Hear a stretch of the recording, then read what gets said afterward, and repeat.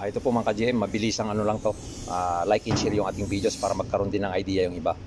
Ito, bakit nasisira po yung ating turbo sa sasakyan, no? Dalawang klase lang po yung pagkasira ng turbo mga ka-GM. Ito, pag sira yung turbo, unang-una maingay siya. Ngayon, yun yung una. Tapos kung makikita nyo yung kanyang pins dito, yung kanyang turbine, no? Yan po yung umaalog, kaya maingay po yung turbo pagka umaandar yung sakyan. Lalo pagka in-accelerate natin, yan po.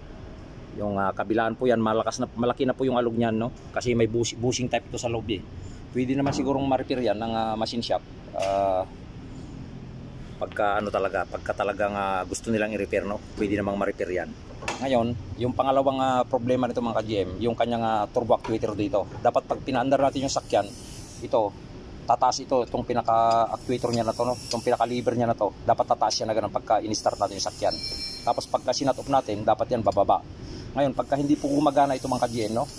Ibig sabihin, ang problema dito, yung turbo actuator niya ito. Yung turbo actuator motor, yun po yung problema dyan. Pagka hindi gumagana itong pinaka-shifting niya na ito, no? Pag pinaandar natin, dapat yan tataas. Pagka sinat-off natin yung makina, dapat yan bababa. So, ayun po yung dalawang factor ng pagkasira ng turbo. Maingay, kalug yung kanyang bushing, tapos yung turbo actuator dito. Yun lang po mga ka-GM. Maraming salamat po.